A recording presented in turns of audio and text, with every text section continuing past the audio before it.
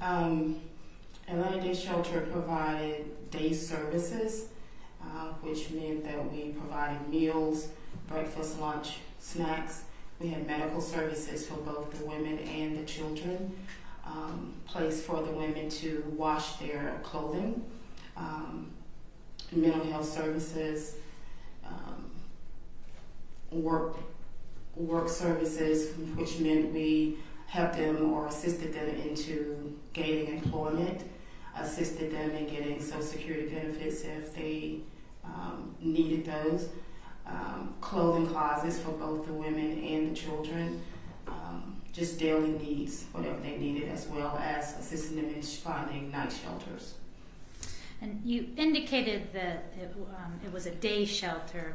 Were there also night shelters in the area of Atlanta nearby that you worked with? Yes, we did work with all of the night shelters in the metro Atlanta area. We had to so that we can provide night shelters for the women and the children, so they wouldn't be on the streets. And what sort of services, if any, did the night shelters provide regarding food, nutrition? They provided the evening meals as well as the snacks for the women and children once they got to their facilities. Now, are you familiar with or have you ever seen anyone utilizing the services of the Atlanta Women's Day Shelter use that as their address when they were having some issues with housing insecurity? Yes, we did provide mail services for the women. You were unable to receive certain benefits unless you had an address, so we did have those addresses for them.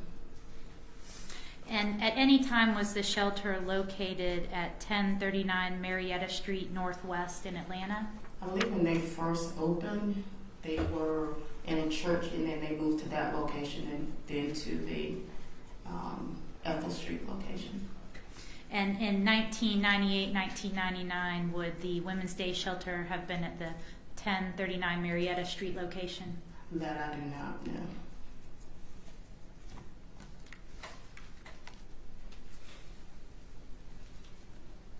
Now, the night shelters, you indicated they provided a place for women and children to sleep. Correct. Were there any rules regarding who could stay there? All the facilities had their own guidelines set up, and the women they had to abide by those guidelines when they went there. Curfew was definitely one of the top guidelines, and a lot of the ladies they didn't like going because of those curfews.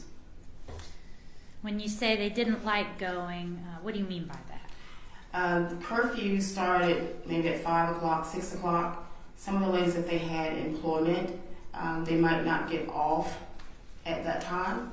So it was a conflict with them getting there in a timely manner. But many of the night shelters would work with the ladies as long as they knew their work hours. They would give them a certain time frame to get back to the night shelters, but some of them didn't want to abide by that guideline. And were you ever working with women that might have worked in nightclubs or adult entertainment clubs? Yes. And would those hours be difficult for someone in that industry? It would, and that's why we encourage them to pursue other employment. Would you try to work with them while they were, while giving that counseling? Yes, we did, and we would also, with our work study or the work program in the day shelter, we would provide other leads for that particular person to pursue employment in other locations, as well as other agencies. We did make referrals out to other agencies for work programs as well. Was Atlanta Women's Day Shelter the only day shelter in Atlanta at the time? It was the only day shelter for women and children at that time. And what about the night shelter? Was there more than one night shelter? Oh, yes, definitely. Would women with children be prioritized in any way at the night shelter?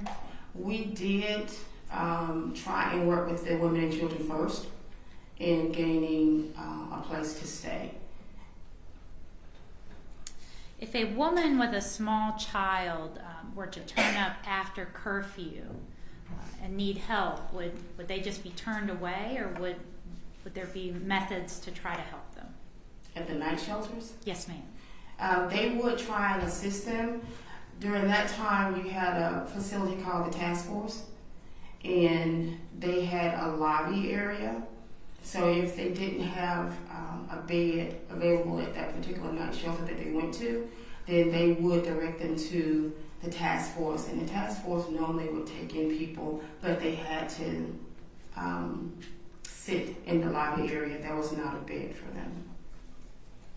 And if were there any other ways of allowing women and children to stay nearby or in close proximity if not in the lobby?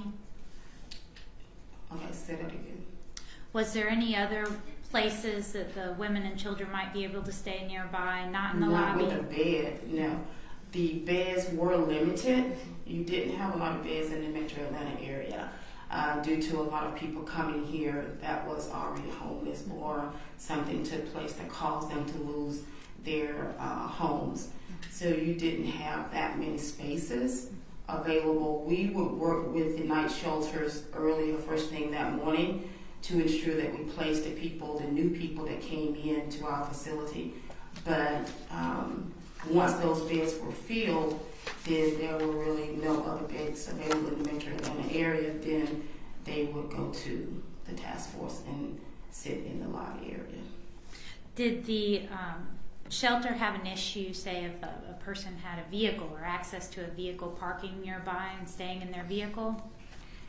We encouraged them not to, but some of the ladies would stay in their vehicles outside of the day shelter because they felt, I guess, that it was safe out there. We had the police to come through periodically to make sure that there was no other activities going on, so they would kind of see what was going on out there and make sure everything was okay. All right, thank you. Mm-hmm. Cross. I don't have any questions. Thank you so much. Thank you. Yes, you're excused.